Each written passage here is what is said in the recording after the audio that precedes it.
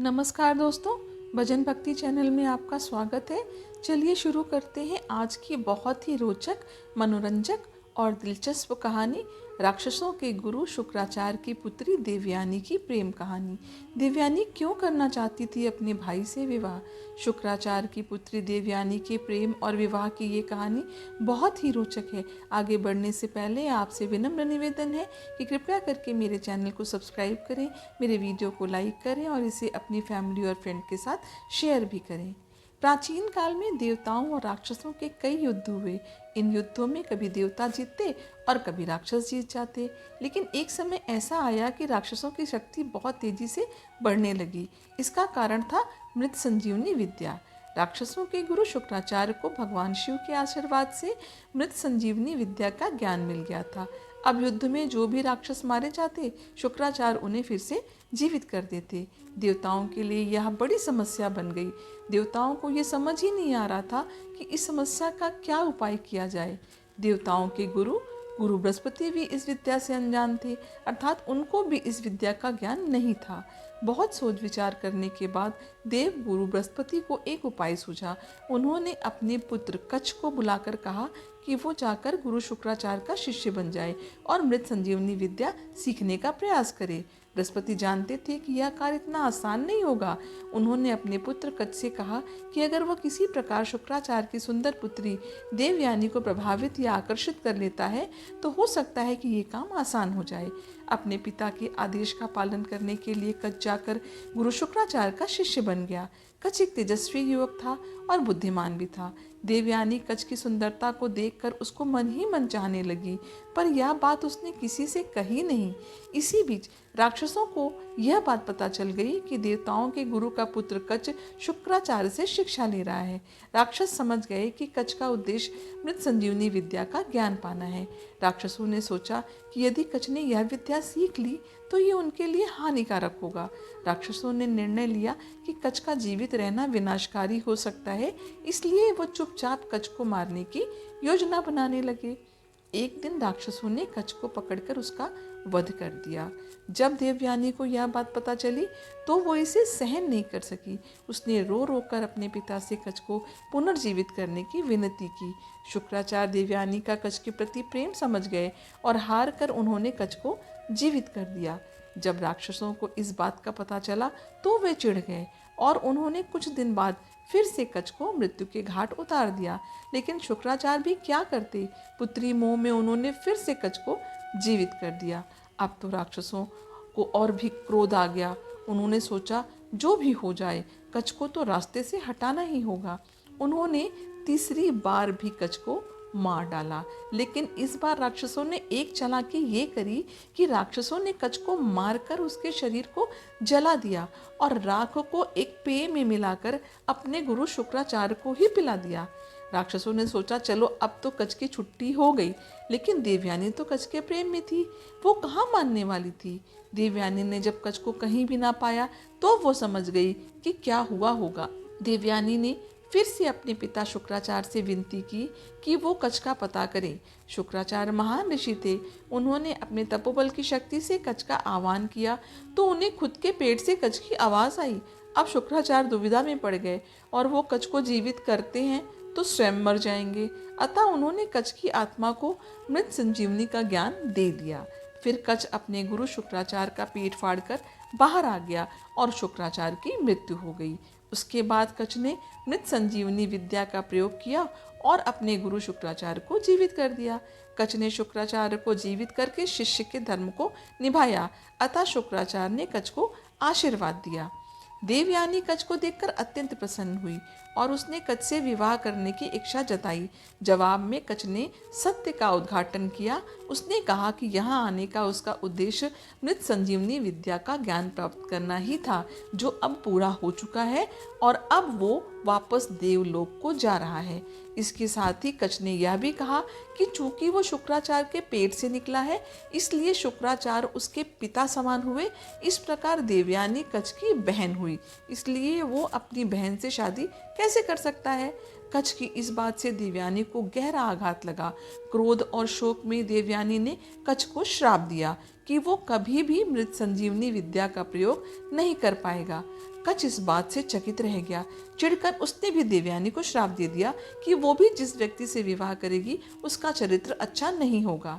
कच के चले जाने के बाद देवयानी व्यथित मन से जीवन व्यतीत करने लगी।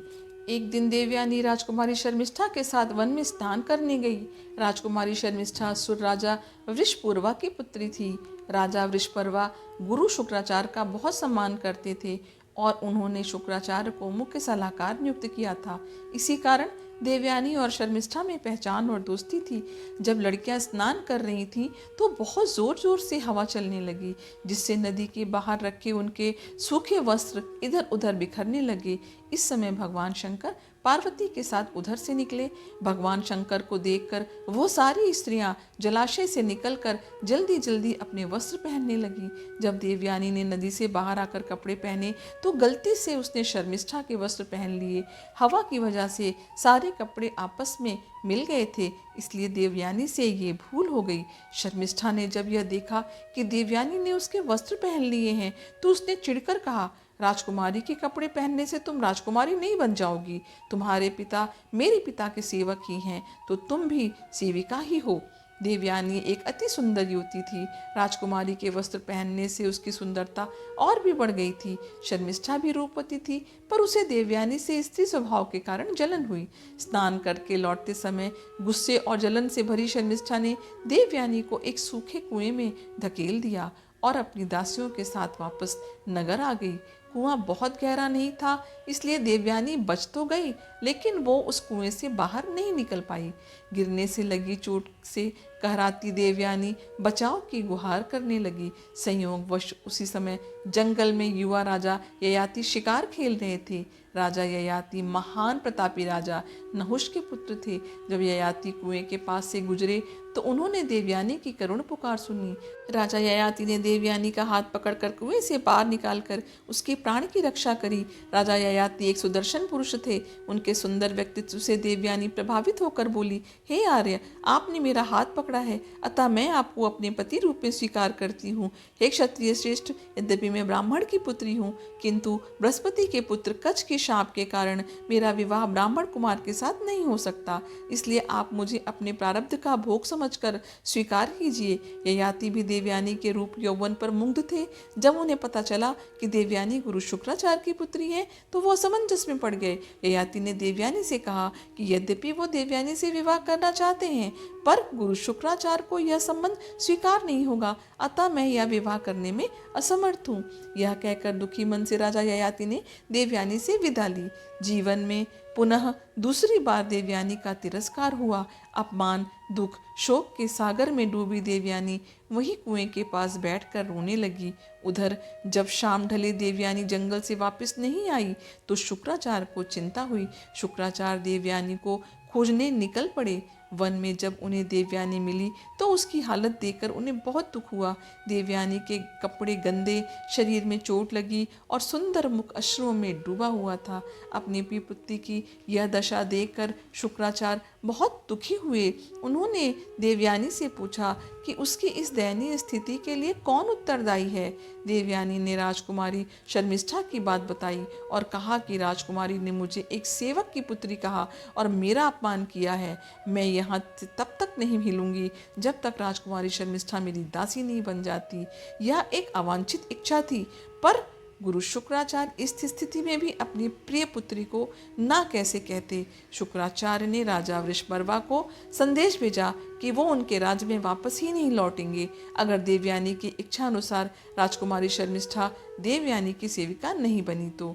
राजा वृषपर्वा यह बात जानते थे कि गुरु शुक्राचार्य के बिना असुरों का पतन निश्चित था। राजकुमारी शर्मिष्ठा भी यह बात जानती थी, अतः अपने वंश की और राक्षस जाति के लिए उन्होंने आखिरकार देवयानी की सेविका बनना स्वीकार कर लिया।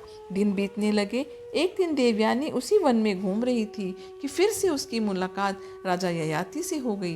देवयानी और ययाति दोनों एक दूसरे को देखकर अत्यंत प्रसन्न हुए। इस बार देवयानी ययाति को अपने साथ लेकर पिता शुक्राचार्य के पास पहुंची और ययाति से विवाह करने की इच्छा व्यक्त की। गुरु शुक्राचार्य ने देवयानी की इच्छा को स्वीकार करा, पर उन्होंने ययाति के सामने एक शर्त रखी कि जीवन में कभी भी ययाति की वजह से देवयानी की आंखों में एक भी अश्रु बहना नहीं चाहिए। ययाति ने यह शर्त सहर्ष मान ली, अतः देवयानी और ययाति का विवाह हो गया। देवयानी से विवाह के बाद राजा ययाति वापस अपने राज्य प्रतिष्ठानपुर वापस लौट गए और आनंद पूर्वक जीवन व्यतीत करने लगे। देवयानी के साथ सेविका राजकुमारी शर्मिष्ठा भी आई थी। दासी होने के बावजूद चूंकि शर्मिष्ठा एक राजकुमारी थी, अतः उसे भी रहने के लिए एक अच्छा महल दे दिया गया था। एक दिन शर्मिष्ठा अपने उद्यान में घूम रही थी कि उसका सामना उधर से गुजरते राजा ययाति से हो गया। कच्छ के श्राप का असर कहीं या शर्मिष्ठा की सुंदरता या विधि का खेल, राजा ययाति शर्मिष्ठा की सुंदरता पर मोहित हो गए। शर्मिष्ठा भी ययाति की ओर आकर्षित थी। शर्मिष्ठा ने ययाति से विनती की कि वो उसकी भावनाओं का सम्मान करते हुए उससे विवाह कर लें। इच्छा तो ययाति की भी यही थी, पर वो ये जानते थे कि देवयानी को पता चला तो वो बहुत ही क्रोधित होगी। देवयानी को कष्ट हुआ तो गुरु शुक्राचार्य का रोष ययाति पर टूटेगा। शर्मिष्ठा ययाति से कहती है, राजधर्म के अनुसार यह बात जरा भी अनुचित नहीं है कि एक राजा एक राजकुमारी से विवाह कर ले, अगर दोनों के मन में एक ही भाव हो तो। हम दोनों के मन में ही एक ही भावना है, इसलिए हमें निसंकोच ये विवाह कर लेना चाहिए। आखिरकार ययाति शर्मिष्ठा की बातों से निरुत्तर हो गए और दोनों ने चुपचाप गंधर्व विवाह कर लिया। कुछ दिन बाद देवयानी गर्भवती हुई और उसके 2 पुत्र हुए, यदु और तुर्वस्तु। उधर शर्मिष्ठा ने भी 3 पुत्रों को जन्म दिया, पुरु, अनु और ध्रुयु। देवयानी को जब यह पता चला कि शर्मिष्ठा के पुत्रों के पिता ययाति हैं, तो उसने यह बात शुक्राचार्य से बताई। क्रोधित शुक्राचार्य ने राजा ययाति को श्राप दे दिया कि वो तुरंत ही एक वृद्ध पुरुष बन जाए। देवयानी ने जब देखा कि उसका युवा सुंदर पति अब एक कुरूप बूढ़ा व्यक्ति हो गया है, तो उसे कष्ट हुआ। देवयानी ने पिता शुक्राचार्य से विनती की कि वो अपना श्राप वापस ले लें।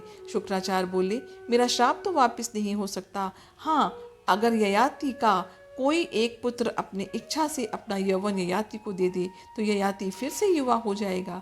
भोग में डूबे ययाति का मन यौवन के आनंद से अभी भरा नहीं था। वो बड़े आत्मविश्वास से अपने बड़े पुत्र यदु के पास गए और यौवन देने की बात कही। यदु ने ययाति को मना कर दिया। इसी प्रकार तुर्वस्तु, अनु, ध्रुव ने भी ययाति के आग्रह को ठुकरा दिया। अंत में ययाति ने अपने सबसे छोटे पुत्र पुरु से याचना की। पुरु ने सहर्ष अपने पिता की बात मान ली और यौवन दे दिया। उसी पल ययाति पुनः युवा हो गए और पुरु एक वृद्ध व्यक्ति बन गया। ययाति ने आनंद पूर्वक 100 साल तक यौवन का उपभोग किया। 100 वर्ष पूरे होने के बाद भी ययाति ने जब अपने को असंतुष्ट पाया तो वो सोच में पड़ गया। उसे समझ में आया कि इच्छाओं का कोई अंत नहीं है, लाख मन की कर लो मगर फिर भी कोई नई इच्छा पैदा हो जाती है। ऐसे कामनाओं के पीछे भागना व्यर्थ है। अतः ययाति ने अपने पुत्र पुरु के पास वापस जाकर उसे उसका यौवन लौटाने की सोची। जब पुरु को अपने पिता ययाति की इच्छा पता चली तो उसने कहा, अपने पिता की आज्ञा का पालन करना तो मेरा कर्तव्य था।